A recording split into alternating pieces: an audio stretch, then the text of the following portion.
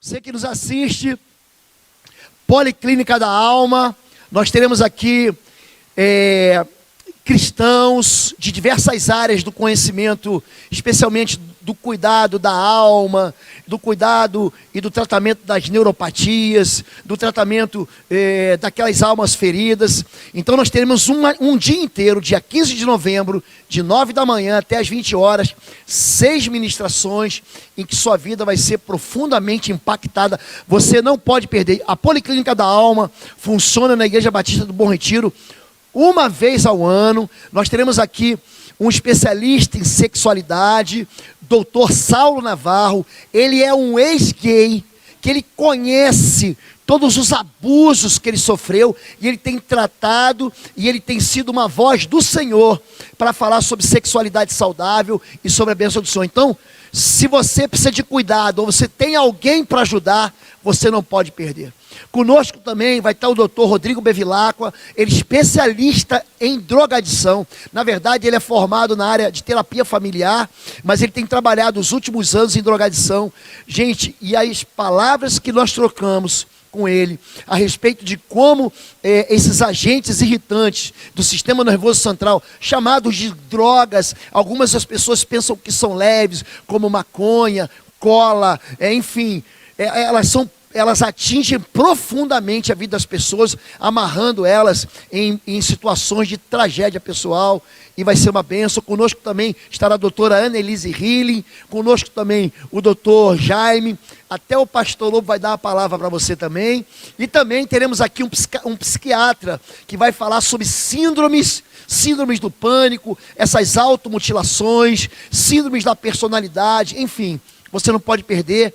Dia 15 de novembro, como é que você vai se inscrever? Você tem 3 maneiras de se inscrever. A primeira delas, quem é membro da igreja vai ali atrás e se inscreve na Central IBBR e já paga ali direto. É R$50.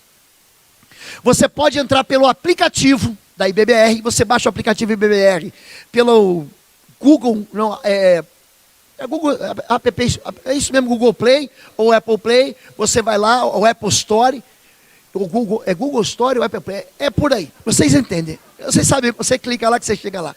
Você vai baixar o aplicativo da IBBR e ali, evento, você escolhe novembro, o evento Policlínica da Alma e se inscreve. Ou pelo site da IBBR, ibbr.org.br, o irmão Felipe Eires fez aí pra gente, ficou muito bem feito. Você clica e você pode parcelar os R$50 em 10 parcelas. 10 parcelas de 5 pratas, tá bom? Você não pode perder, as inscrições estão abertas e 90% dos inscritos são de fora da igreja, e a igreja não pode estar de fora, amém? É isso, os QAs já podem se retirar. Agora sim, vamos falar um pouquinho sobre pecado. Essa manhã, nós tivemos aqui um momento onde nós tratamos disso, as mentiras do pecado, falamos sobre tentação. Capítulo 1 e capítulo 2 do livro do Gênesis fala da criação, e o capítulo 3, ele é marcado pela queda. Quando nós falamos que a pessoa cai em pecado, o pecado é algo que nos joga no chão, é algo que nos tira uma possibilidade de reação, é algo que nos afasta de Deus, é algo que desliga a presença de Deus na nossa vida. E muita gente tem caído na cilada das mentiras do pecado, e é sobre isso que nós vamos tratar. Pai querido, nós já te convidamos e queremos agora pedir que a tua palavra, que é eterna, que é santa e verdadeira, manifeste no nosso coração e nos leve de volta àquele lugar onde o pecado não tem mais poder, que é debaixo do sangue do teu Filho Jesus. Ensina-nos a viver na verdade, Pai, e arranca de nós as mentiras que têm nos feito cativos. Nós te pedimos em nome de Jesus, amém. Amém. 1 Coríntios capítulo 10, de 5 a 13, diz o seguinte: contudo, Deus não se agradou da maioria deles, por isso os seus corpos ficaram espalhados no deserto. Essas coisas ocorreram como exemplo para nós, para que não cobicemos coisas mais, como eles fizeram. Não sejam idólatras, como alguns deles foram, conforme está escrito. O povo se assentou para comer e beber, e levantou-se para se entregar à farra. Não pratiquemos imoralidade, como alguns deles fizeram, e num só dia morreram 23.000. Não devemos pôr o Senhor à prova, como alguns deles fizeram, e foram mortos por serpentes. E não se queixem, ou algumas versões, murmurem, como alguns deles se queixaram, e foram mortos pelo anjo destruidor. Essas coisas aconteceram a eles como exemplos, e foram escritas como advertência para nós, sobre quem tem chegado o fim dos tempos. Assim, aquele que julga estar firme, cuide-se para que não caia. Não sobreveia a vocês tentação que não fosse comum aos homens. E Deus é fiel, e Ele não permitirá que vocês sejam tentados além do que podem suportar. Mas quando forem tentados, Ele lhes providenciará um escape para que possam suportar. Hoje pela manhã, nós falamos um pouquinho sobre tentação e como vencer a tentação. A tentação, ela ocorre no Éden. A maneira sutil como uma serpente faz com que a única árvore proibida se tornasse o único centro de desejo do ser humano. Ele podia comer de todo fruto, de todo tipo e espécie de árvore, mas ele conseguiu fazer com que o homem tomasse a única decisão que ia afastar ele de Deus, ia cancelar o relacionamento com Deus, ia trazer morte. Porque o salário do pecado, gente, a gente tem que definir isso muito bem definido. O salário do pecado é morte. O que Jesus veio fazer aqui, Ele veio para nos livrar do pecado. Em Lucas capítulo 2, a Bíblia diz, Lucas capítulo 1, a Bíblia diz: o seu nome será Emanuel, Deus conosco, porque Ele retirará o seu povo do seu pecado. O pecado, ele entra normalmente pela porta da tentação, pela porta da rebelião, pela porta da amargura, pela porta da insatisfação, pela porta da iniquidade. O pecado é aprendido em casa. A Bíblia diz, em 1 Pedro 1,18, que Cristo nos resgatou da nossa vã maneira de viver, que por tradição nós recebemos dos nossos pais. Nós aprendemos a pecar em casa. E o pecado, ele é capaz de produzir o que há de pior na nossa vida. Quando nós falamos sobre pecado, o pecado atinge toda a humanidade. Pecado atinge fracos e fortes, covardes e valentes. Diz assim a Bíblia, 2 Samuel 1:25, como caíram os guerreiros no meio da batalha. Jonatas está morto sobre os montes de Israel. Caíram os guerreiros, as armas de guerra foram destruídas. Se há um denominador comum na vida de todos aqueles homens e mulheres de Deus que caíram, é que eles de alguma maneira foram convencidos de que o sabor do pecado não traria nenhuma consequência destruidora sobre a vida dele. Jonatas é um grande vencedor, e você não vá ler a Bíblia, a história dele está em 1 Samuel, o capítulo 14, por exemplo, conta a história dele vencendo um pelotão de soldados filisteus, onde ele diz: para o Senhor tanto faz vencer com um ou vencer com muitos. Ele é um homem que trouxe um avivamento, uma esperança de vitória e de liberdade no meio de Israel, quando Israel estava opresso, oprimido pelo povo filisteu.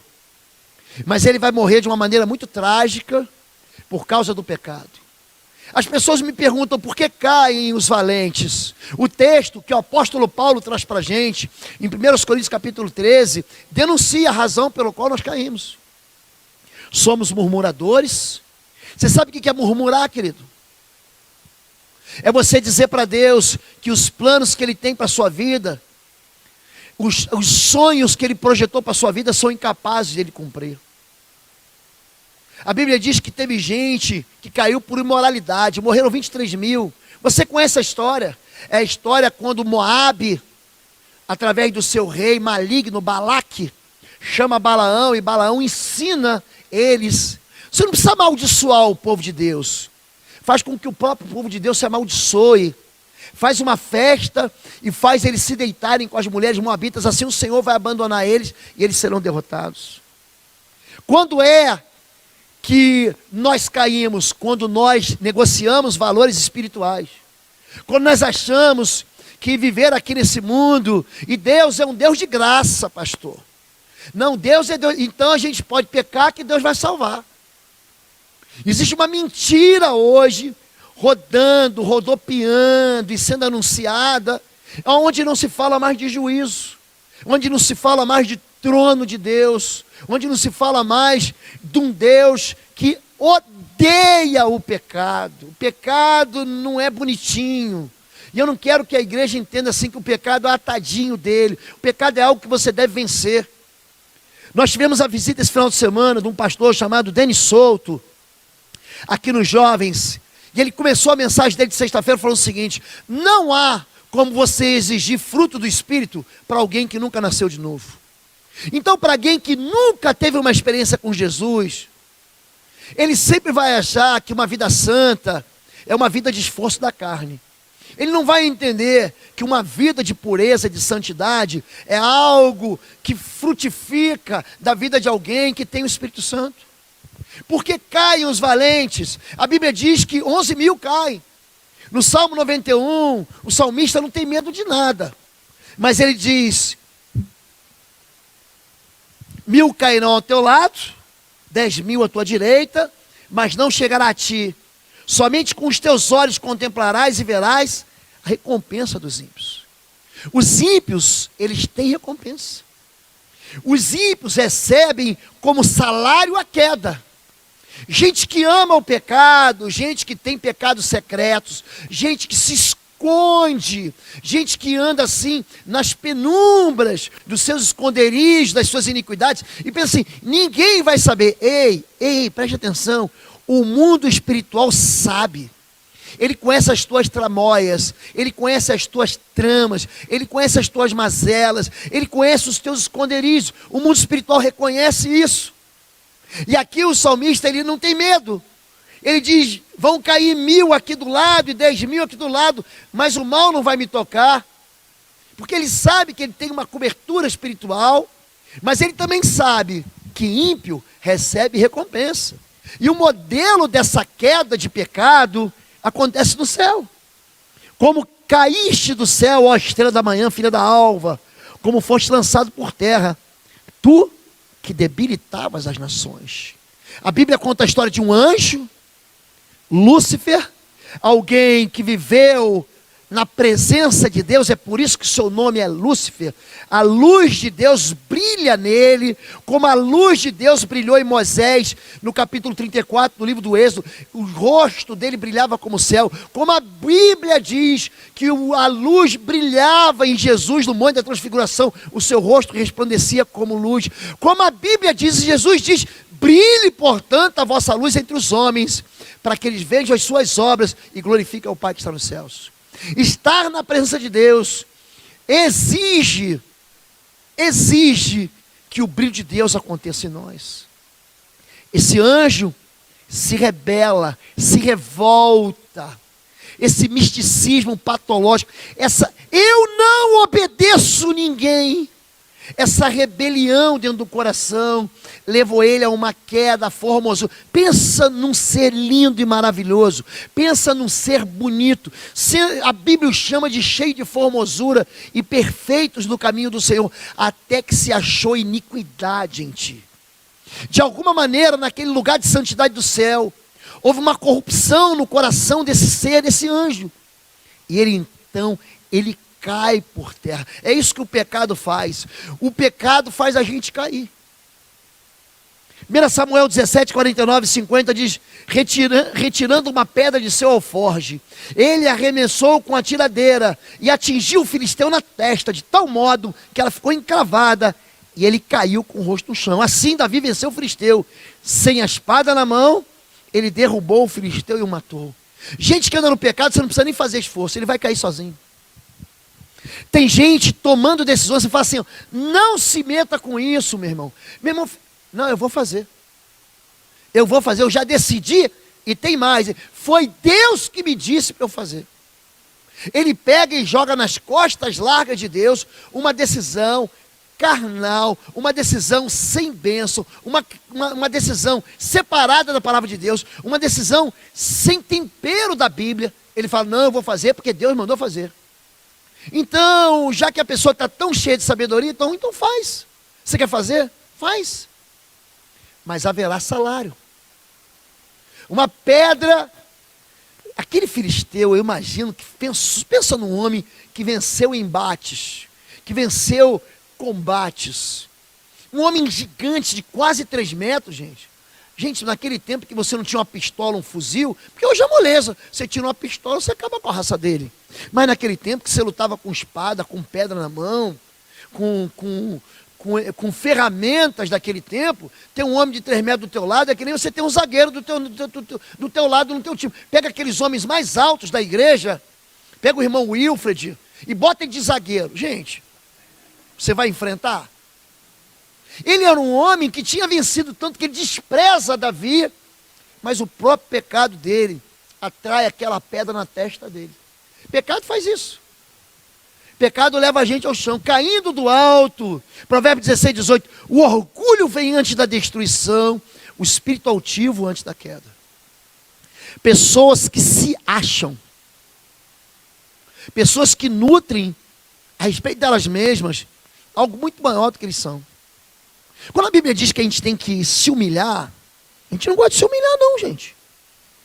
Nós nascemos assim, envenenados, contaminados com orgulho. Sabe o que o orgulho diz? Ai dessa igreja se não fosse meu ministério. Orgulho diz isso. Ai da minha casa se não fosse eu nessa casa, se não fosse eu na tua vida. É orgulho. O orgulho é quando você quer ser mais do que todo mundo, ou pelo menos você não quer ser o último de todos. O orgulhoso, ele fala o seguinte: tudo bem que eu não fui campeão do Brasileiro, pelo menos eu não caí para a 2ª divisão, como os times que tem aí. Orgulhoso. Essa soberba. Você já viu o técnico de futebol dizendo, nós somos o melhor time, já viu isso? Toma logo de 5 para aprender. A soberba, gente, isso é verdade, precede a ruína. E o espírito altivo, a queda. O destino dos ímpios é isso aqui, gente. Você não precisa se esforçar. Ah, Deus vai te pegar. Não, Ele mesmo vai se pegar. Este é o destino que Deus determinou para o ímpio. A herança que o mal recebe de Deus, do Todo-Poderoso. Por mais filhos que tenha, o destino deles é a espada. Sua prole jamais terá comida suficiente, fome e falência. A epidemia sepultará aqueles que lhe sobreviverem, e as suas viúvas não chorarão por eles. Ainda que ele acumule prata como pó e roupas como barro, amontoe, o que ele armazenar ficará para os justos, e os inocentes dividirão sua prata. A casa que ele constrói é como um casulo de traça, como cabana feita pela sentinela. Pensa alguém que nada na mão dele prospera. Pensa alguém que nada na mão dele avança. Pensa alguém que a vida, a família, a estrutura familiar dele não se mantém. Existe um destino, gente, para o ímpio. Existe uma recompensa. Salmo 92 diz que brotam os ímpios como a erva. Você vai aqui, num desses parques da cidade, Parque Bacaxeri, Parque São Lourenço, quando vem aqueles dias de chuva, que Curitiba gosta desse negócio de chuva, a erva brota. Está dizendo, pastor, mas como tem ímpio? Cada vez mais eu vejo ímpio, quando não me basta os poucos que eu tenho, a empresa contratou mais um caminhão de ímpios. Na minha escola, na minha faculdade, aparece, quanto mais eu olho, pastor, mais ímpio aparece do meu lado.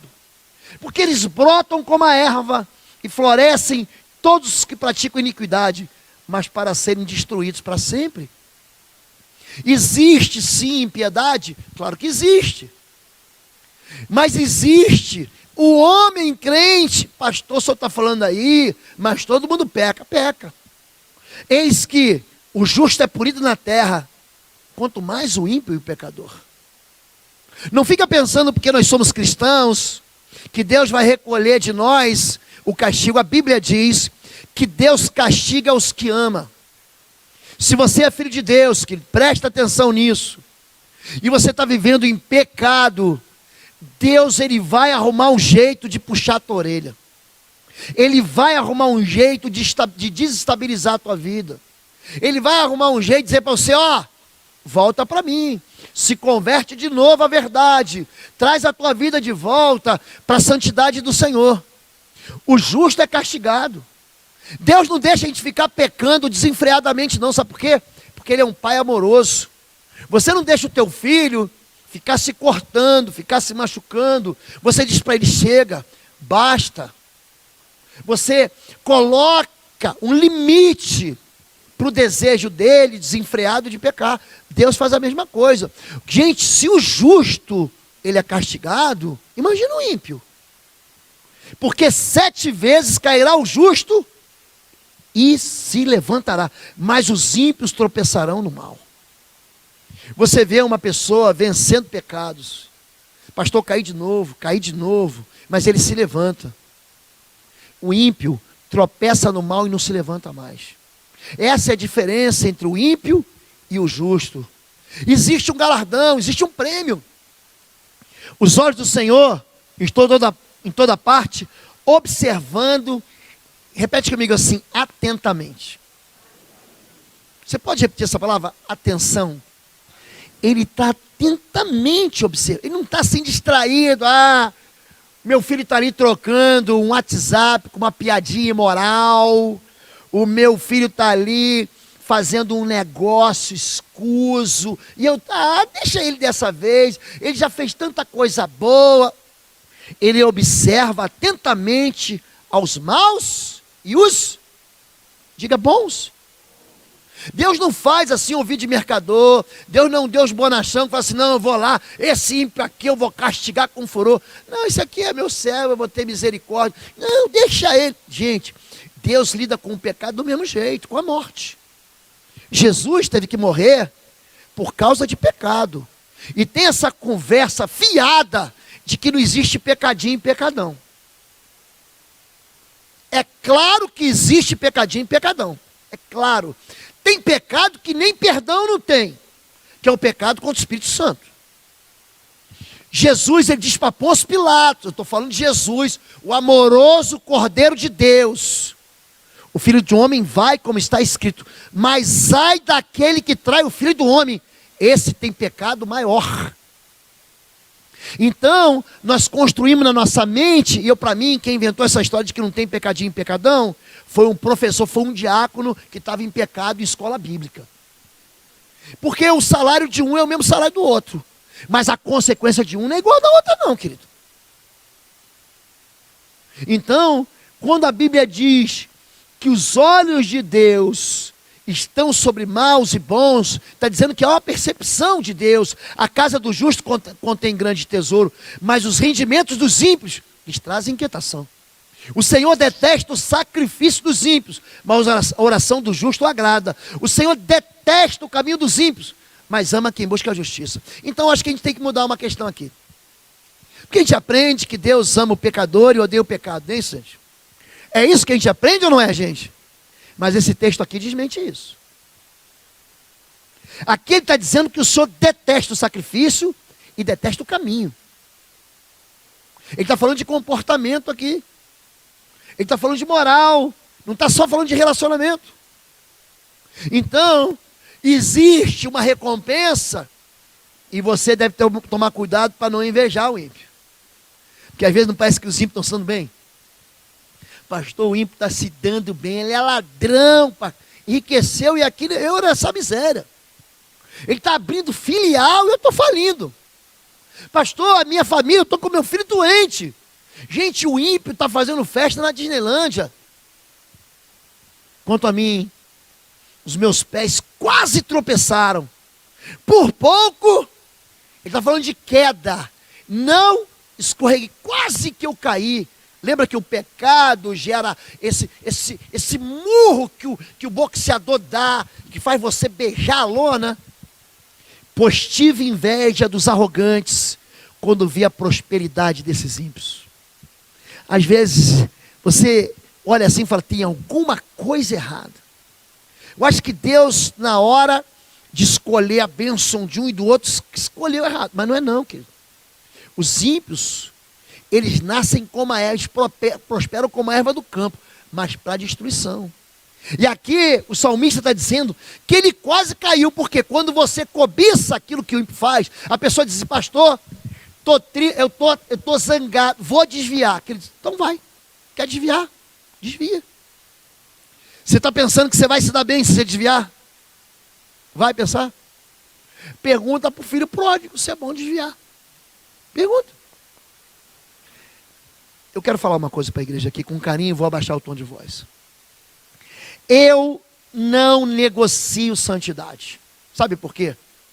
Porque eu sei exatamente aonde o pecado vai levar. O pecado leva a suicídio. O pecado leva a destruição familiar. O pecado leva a crianças, filhos, fora da autoridade de pai e de mãe.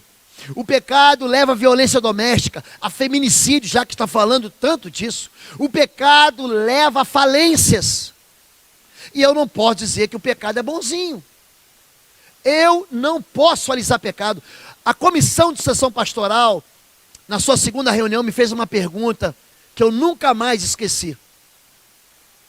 Ele falou, qual é o papel do pastor na igreja? O papel é esse, é não deixar a igreja pecar em paz. Porque o Espírito Santo faz isso, gente. Ele convence a gente do pecado, da justiça e do juízo. Essa é a função do Espírito, junto com aquela de levar a gente ao Pai, nos conduzir na verdade. E eu preciso dizer para a igreja, eu preciso contar, que a maneira como nós nos envolvemos, sucumbimos e nos relacionamos com a iniquidade, com o pecado, vai trazer queda na vida da gente. A Bíblia diz, a maldição do Senhor, diga, do Senhor. Não está dizendo que a maldição é do cão. A maldição do Senhor está sobre a casa dos ímpios, mas Ele abençoa o lado dos justos. Existe bênção, gente, e existe maldição. Existe vida e morte. Deuteronômio 30, Deus diz, eu te ofereço hoje vida e morte, bênção e maldição. Escolhe, pois, a vida para que vivas. É uma decisão, gente. É uma decisão, são dois caminhos com dois destinos. São duas trajetórias com dois finais. Bem-aventurado o homem que não anda segundo o conselho dos ímpios, nem se detém no caminho dos pecadores, nem se assenta na roda dos escarnecedores. Antes, tem o seu prazer na lei do Senhor, e na sua lei medita de dia e de noite. Prazer. O que te dá prazer? Quando nós falamos de prazer, uma inundação de opções vem na cabeça da gente. Dependendo de como você se relaciona com teus sentimentos, você vai ter uma expectativa de ter prazer em alguma coisa. Eu tenho prazer de encontrar alguém, de rever um lugar. Eu tenho prazer de saborear algo. Eu tenho prazer de ver um programa. Eu tenho prazer. O nosso Deus é um Deus que nos dá um corpo que experimenta prazeres. Mas o feliz, esse significa a palavra bem-aventurado, significa feliz, é aquele que não anda, ele não caminha, não se detém naquilo que é impiedade, conspira, mas ele tem um prazer na lei do Senhor. Tem um homem na Bíblia chamado Josué, e tem um livro inteirinho para ele. Ele é um homem, gente, que não sofre nenhuma derrota. Porque ele recebe uma palavra de Deus, que diz para ele assim, não temas, medita, não se aparte da tua boca o livro dessa lei, antes medita nele de dia e de noite, para fazer tudo conforme está escrito. Pensa um homem obediente. Pensa no homem obediente. A recompensa dele Foi vitória, vitória, vitória, vitória, vitória, vitória, vitória, vitória, vitória, vitória, vitória, vitória, vitória, vitória, vitória, vitória, e lá no final também vitória, porque ele diz: eu e a minha casa serviremos ao Senhor. Um caminho que nós escolhemos, aquele que não anda segundo o, diga, conselho dos ímpios. Quando pessoas que não têm Deus começam a exercer influência na sua vida para te aconselhar, presta atenção nisso. Pastor, mas ele é tão bonzinho. Eu estou falando de princípios eternos. Quando você se envolve e tem mais alegria em viver com pessoas fora da igreja, fora do rebanho de Deus, do que com o povo de Deus, pode preparar que aí vem chumbo grosso. Não, pastor, eu estou lá para influenciar eles. Eu também. Eu estou lá, pastor, porque eu quero levar o evangelho do reino. Eu também faço isso. Eu sou evangelista por dom ministerial. O meu dom ministerial forte é evangelismo. Deus chamou uns para evangelismo, outros para pastores. O meu dom é esse. Agora presta atenção nisso. Quando essas pessoas começam a te influenciar, mover e te dar conselhos, que você começa a falar: será que você tem razão? É uma bomba de retardo que vai explodir na sua vida. Não adota seus planos nem seu padrão de vida. Provérbios 1: meu filho, se os maus tentarem seduzi-lo, não ceda. O livro de Provérbios é um livro que um pai escreve para um filho. Toda hora ele vai repetir isso. É um conselho de um pai que ama o filho. Você não ama teu filho? Você dá conselho ruim para ele? Você dá bons conselhos. Tá bom. Meu filho, não vá pela vereda dessa gente, afaste os pés do caminho que eles seguem, pois os pés deles correm para fazer o mal, estão sempre prontos para derramar o sangue.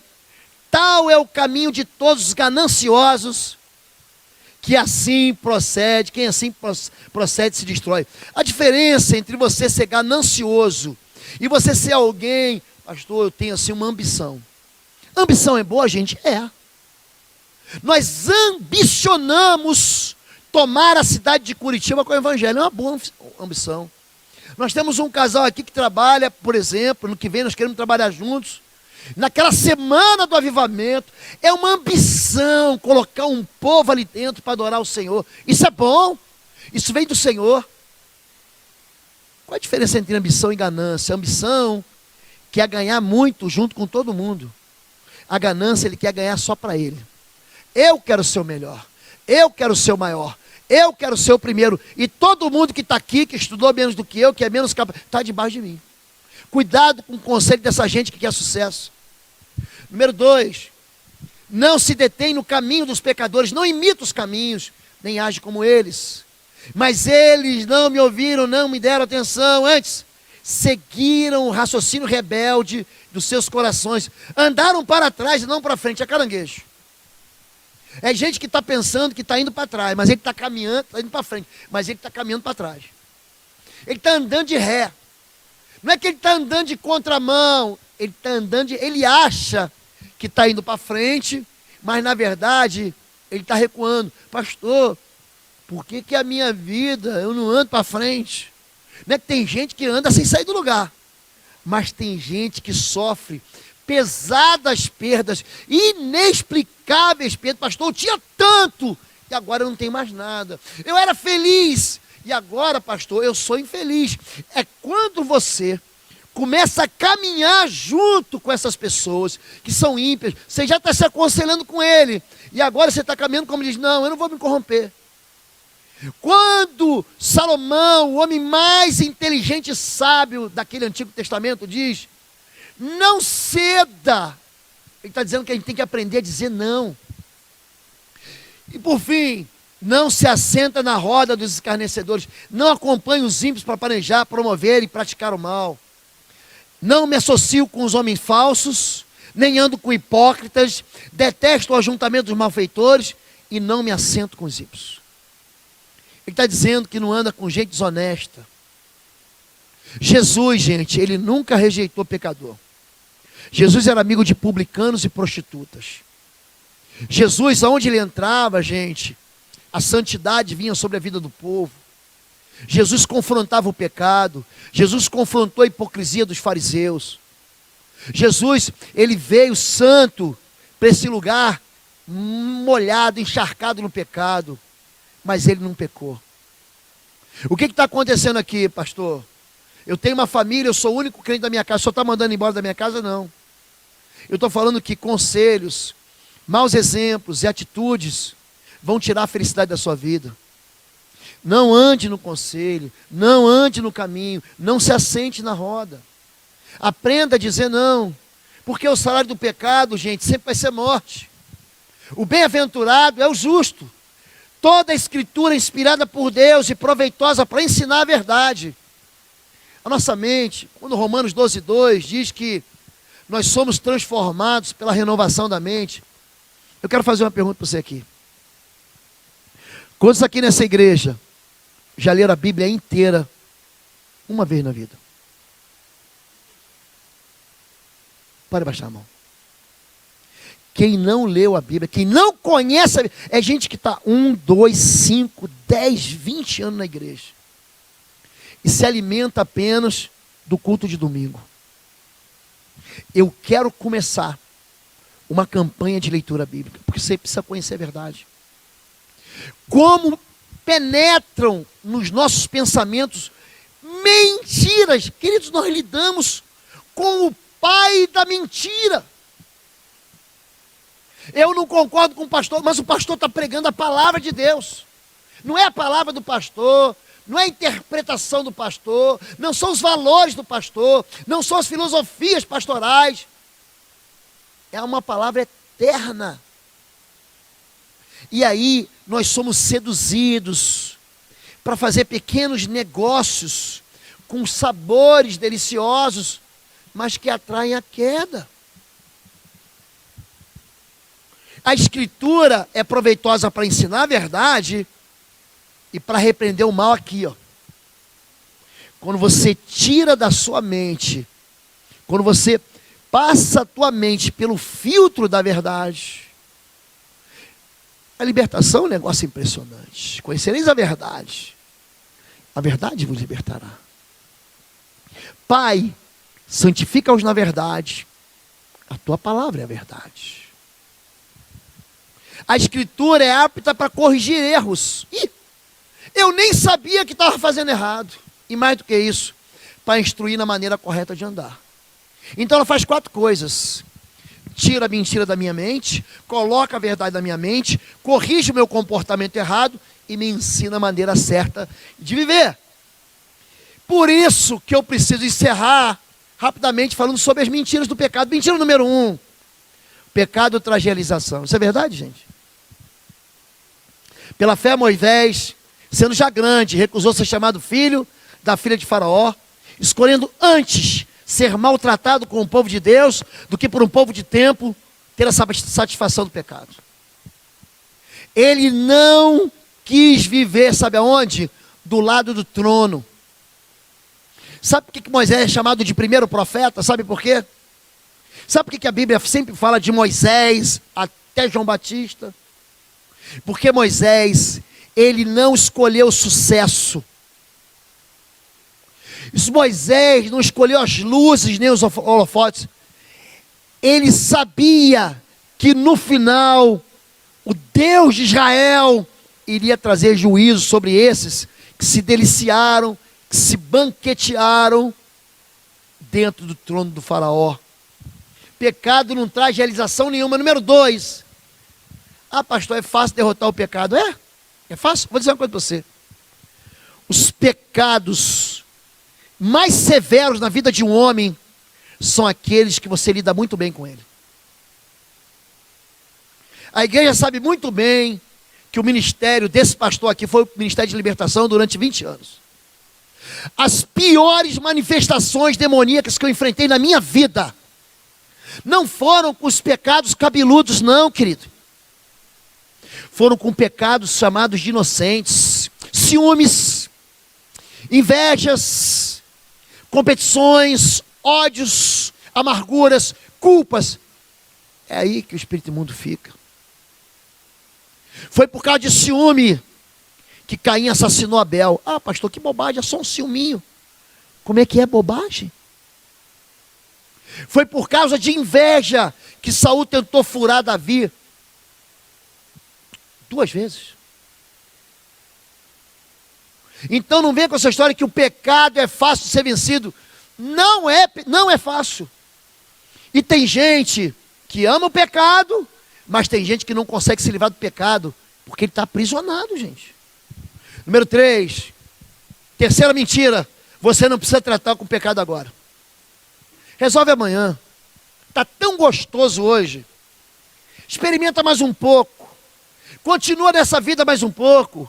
O autor do livro aos Hebreus, do Novo Testamento, diz, portanto, como diz o Espírito Santo, é o Espírito de Deus que diz, se ouvires hoje a sua voz, não endureçais os vossos corações como na provocação, no dia da tentação do deserto. Antes, exortai-vos, animai-vos uns aos outros, todos os dias durante o tempo que se chama hoje, para que nenhum de vós endureça pelo engano o pecado.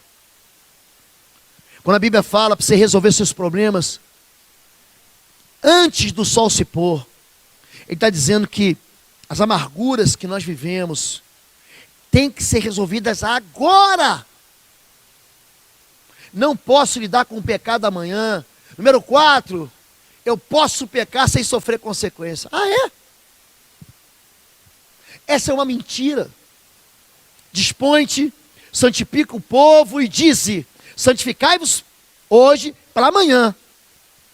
Porque assim diz o Senhor Deus de Israel, há coisas condenadas no vosso meio, ó Israel, aos vossos inimigos não podereis resistir enquanto não eliminares do vosso meio as coisas condenadas. Você acha mesmo que você pode pecar e não sofrer consequências? Resolva agora. Existem pessoas que você fez aliança, que você tem que romper agora. Existem negócios. Gente, eu contei aqui sobre uma moça que me impressionou esse ano. Ela me mandou uma mensagem pela internet. Ela vivia uma vida, o marido dela abandonou ela. Essa mulher, ela mãe de 3 filhos, começou a se prostituir. Você já imaginou você se prostituindo? Para você botar o pão e o leite sobre a mesa da sua casa, da sua família, dos seus filhos? Essa mulher ouviu uma das mensagens da Igreja Batista e falou assim, pastor, Deus falou tão forte comigo. O meu único contato com essa pessoa, com essas pessoas, com esses homens, era um chip que eu tinha no meu celular. Eu quebrei esse chip. Pastor, essa fé que o senhor tem, eu também tenho agora. O Deus dessa palavra, dessa Bíblia, agora vai me sustentar, porque senão eu vou morrer de fome. Gente, pensa numa mulher corajosa. É por isso que Jesus diz, sabe o quê? Hipócritas. Em verdade vos digo que prostitutas e pecadores entram adiante de vós no reino de Deus. Porque eles se convertem e se arrependem com a pregação dos profetas. Uma mulher que no céu, eu já falei isso para Deus, eu vou dar um abraço nessa mulher. Uma mulher que escolheu viver em santidade, escolheu ser lançada dentro daquela fornalha de Sadraque, Mesaque e Abdinego. Uma mulher que escolheu andar no deserto, ela escolheu a eternidade. Essa mulher vai ouvir uma voz do Senhor, de bendita, porque ela se arrependeu. Número 5, Deus não vai me julgar, todo mundo faz o mesmo, pastor. Essa aqui é uma lorota. Deus é amor. Já ouviram isso? Deus é amor, pastor. Gente, vocês não entenderam nada. Nada. Contudo, por causa da sua teimosia e do seu coração obstinado, você está acumulando ira contra si mesmo, para o dia da ira do Deus. Quando se revelará o seu justo julgamento, Deus retribuirá a cada um conforme o seu procedimento. Sabe por que você acha que todo mundo faz? Porque a turma que anda contigo faz. Anda comigo. Anda com os homens e mulheres de Deus dessa igreja aqui, para você ver que eles não fazem. Não me bote dentro desse mesmo saco. Não, pastor, é tudo farinha do mesmo saco. Não é não. Não é que todo mundo faz. Existem homens que são aqueles crentes que eu chamo de panela. Sabe panela? Panela quente? É aquela panela que você não tem onde pegar, não tem cabo. Você consegue pegar Daniel errado, gente? Me diz, consegue? Você consegue pegar Jó errado?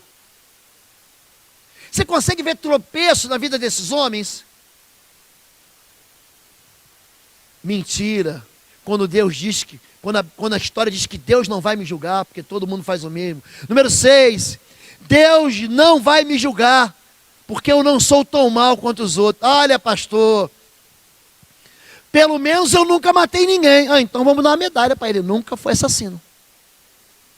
Pelo menos, pastor, eu nunca fui como Hitler. Então vamos premiar ele. Traz uma coroa para ele aqui, vamos premiar ele. Deus, escute isso, gente. Não te chamou para ser melhor do que o teu vizinho. Deus nos chamou para sermos iguais a Jesus Cristo. Em Romanos capítulo 28, Romanos 8, 28, diz o seguinte: que todas as coisas cooperam conjuntamente para o bem daqueles que amam a Deus. Porque os que dantes chamou, também os predestinou para serem conforme a imagem do seu Filho Jesus. Você é chamado para ser igual a Jesus Cristo. Então não se compare com o teu vizinho caloteiro, não se compare com aquela pessoa que bate na mulher, com aquele ladrão, com aquele assassino, com aquele enlouquecido, com aquele perdido. Deus não te deu ele como um padrão, o teu padrão é Jesus Cristo. Número 7, penúltimo. Deus vai perdoar você, por isso, vai em frente, Peck. Essa aqui é terrível. Façamos males para que venham bens. A condenação desse é justa. Apóstolo Paulo escrevendo à igreja de Roma. Que diremos então? Continuaremos pecando para que a graça aumente?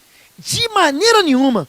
Nós os que morremos para o pecado, como podemos continuar vivendo nele? É isso que o apóstolo Paulo fala de ultrajar o Espírito da graça. Pastor, vivemos pela graça. Pela graça. Favor imerecido, éramos pecadores, Jesus morreu por nós, Ele nos amou primeiro, é por isso que nós amamos Ele, mas Ele nos salvou, gente, para a gente não andar no pecado. Quando a carta de Paulo fala sobre isso, é muito interessante. Ele fala o seguinte, Efésios capítulo 2, pela graça sois salvos. Eu vou te ensinar isso. Você é salvo mediante a fé. Isso não vem de vós, é dom de Deus, para que ninguém se glorie. Então, primeira coisa que você tem que entender. Você não é salvo porque você é bonzinho. Você é salvo porque Jesus te salvou. Mas o versículo 10, todo mundo esquece. Porque o 8 e 9, todo mundo conhece. Pela graça sois salvos. Mas o 10 diz assim, você não é salvo pelas obras, mas você deve andar nas obras nas quais Deus criou para você andar.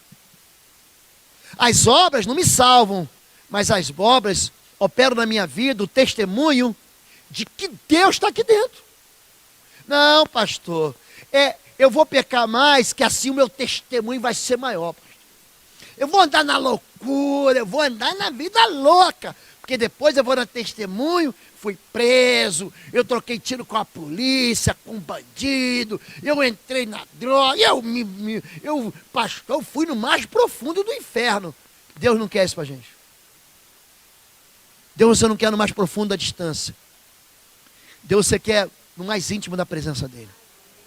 E por fim, e último, 8, Deus nunca vai perdoar você, por isso, vai em frente. Pastor, já que eu estou perdido e vou para o inferno mesmo, então, já ouviu gente falar isso?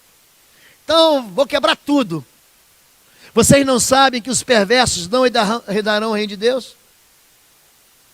Não se deixem enganar. Gente, eu estou no Novo Testamento, tá bem? Que às vezes pode parecer coisa da lei. Não se deixem enganar. Nem imorais, nem idólatras, nem adúlteros, nem homossexuais passivos ou ativos, nem ladrões, nem avarentos, nem alcoólatras, nem caluniadores, nem trapaceiros herdarão o reino de Deus. Vai ficar de fora. Assim foram alguns de vocês, mas vocês foram lavados, foram santificados, foram justificados no nome do Senhor Jesus Cristo e no Espírito do nosso Deus. Você pode ter feito a maior lambança da sua vida, você pode ter cometido um crime hediondo, terrível, você pode ter matado a tua mãe, você pode ter abortado. Ele está misturando aqui pecados de sexualidade, de imoralidade, com crimes.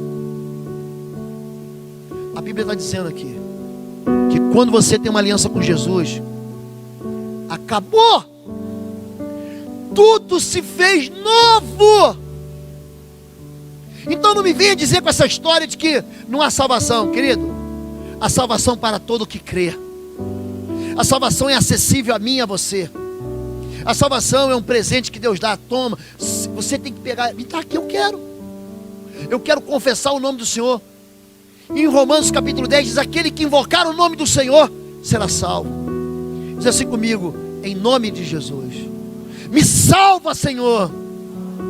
É isso que basta para você ser salvo. Mas depois que você for salvo, Deus vai ensinar algumas coisas para você. Essas coisas nós normalmente ensinamos para os novos convertidos nas escolas bíblicas. Tem gente que se recusa a isso e continua caminhando numa mesma direção e sem velocidade espiritual. Nós aprendemos a santidade vivendo com os irmãos, partindo pão nas celas, orando uns pelos outros. Nós aprendemos isso com a Escritura Sagrada. Não me venha com essa história de que não há perdão para mim. Eu, num avião, certa vez, sentei do lado do irmão, desviado. Ele falou para mim, não tem salvação. Por quê? Porque eu traí minha esposa. Olha a cabeça dele. Ela foi mergulhada numa mentira e colocou assim uma corrente com um cadeado, onde falou assim, não, para mim não tem, porque eu aprendi que não tem mais jeito. Então eu abri a Bíblia do lado dele, naquele voo, acho que eu estava indo de Curitiba a Brasília, eu apresentei para ele o Evangelho da Graça. Mas eu não falei para ele assim, continua pecando que Deus vai te perdoar. Eu falei, vai e não peques mais, para que coisa pior não te aconteça. Eu disse para ele a mesma coisa que Jesus disse para aquela mulher que ia ser apedrejada, que foi pega no adultério no ato. Eu também não te condeno. Papel da igreja não é condenar. Papel da igreja é atrair os pecadores até Jesus Cristo, porque o Senhor Jesus é aquele que perdoa pecados. E por fim, sabe qual é a razão da misericórdia de Deus? É o justo. Chegou-se Abraão dizendo, destruirás também o justo com o ímpio? Se porventura houver 50 justos na cidade, destruirás também? E não pouparás o lugar por causa dos 50 justos que estão dentro dela? E Abraão replicou, que o Senhor não se irrite se falo ainda uma última vez. Que será se lá forem achados 10 justos? E Deus respondeu, não a destruirei por causa desses 10. Sabe o que ele está dizendo? Que vale a pena ser justo. Vale a pena abandonar pecado. Vale a pena você se posicionar como uma coluna na sua casa, onde você estiver. Vale a pena você viver na justiça e na santidade. Vale a pena você dizer assim, chega. Vale a pena você chegar em casa hoje, pegar as drogas que você tem e jogar no vaso, na privada e da descarga. Vale a pena você hoje pedir perdão para o seu filho e pedir perdão para o seu pai. Vale a pena hoje você se reconciliar com a sua esposa. Vale a pena hoje você mudar a trajetória do destino da sua vida. Vale a pena você hoje recomeçar. Vale a pena, gente, ser justo. Há uma recompensa para os ímpios? Há. Mas há um galardão do Senhor para a justiça. Amém? Vamos encerrar. Fique em pé em nome de Jesus. E eu quero orar por você. Feche seus olhos em nome de Jesus. Eu quero pedir que você curve a sua cabeça e que você feche seus olhos.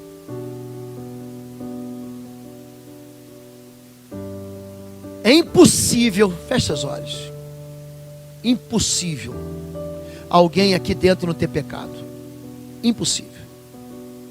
A Bíblia diz: aquele que diz que não tem pecado mente e faz Deus mentiroso.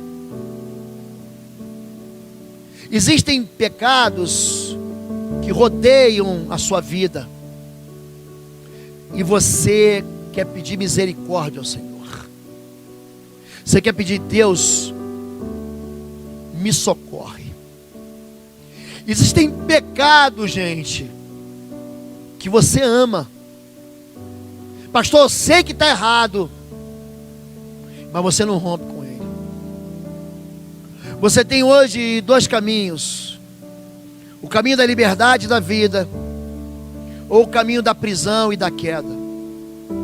Essa é uma palavra de alerta para mim e para você. Se você não romper com isso, você vai cair, vai virar escândalo. Se você não romper com essa vida, você vai tropeçar e não vai se levantar mais. Se você não tomar uma decisão hoje, o dia que se diz hoje, para andar com santidade e fazer uma aliança com Deus, na hora que você clamar, a sua oração vai ser abominável. Eu não vou pedir para ninguém vir aqui à frente, mas eu quero fazer um desafio para você, e todo mundo está de olho fechado aqui. Se você precisa se consertar com o Senhor, ou se você precisa se consertar com alguém, se você precisa: pastor, isso aí que o apóstolo escreveu é tudo a minha vida, mas eu quero ser lavado no sangue, eu quero ser encontrado purificado, eu quero receber a marca do sangue da cruz, eu quero receber essa porção do Espírito que me guia na verdade. Se você quer isso, fique no seu lugar e só coloca a mão no seu coração. Só isso. Coloca a mão no seu coração que eu vou orar por você. Se há algum conserto que você precisa fazer com Deus, põe a mão no seu coração. Se há alguém aqui que está vivendo dentro de um calabouço, você precisa procurar seus pastores, porque nós vamos ajudar você. Porque é para isso que tem pastor, para tirar carrapicho e emendar de novo a vida das ovelhas. Se você quer entregar sua vida ao Senhor Jesus, coloca a mão no seu coração. Se você quer confirmar a tua aliança com Deus, coloca a mão no seu coração. Se você quer trazer a paz de Deus e parar de cair, pastor, não aguento mais cair, coloca a mão no seu coração.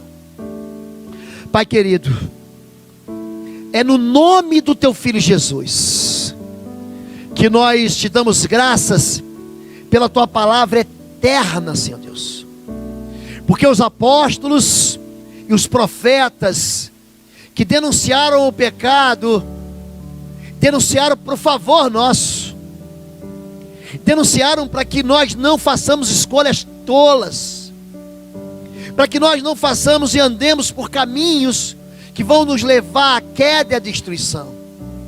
Queremos confessar o nosso pecado, queremos confessar as nossas idolatrias, queremos confessar que veneramos aquilo que não é Deus, queremos confessar as nossas iniquidades, as nossas transgressões, queremos confessar diante do Senhor as nossas imoralidades, queremos confessar diante do Senhor as nossas escuridões, queremos confessar nossos pensamentos ímpios, nossas raivas secretas, a ausência do perdão, a culpa.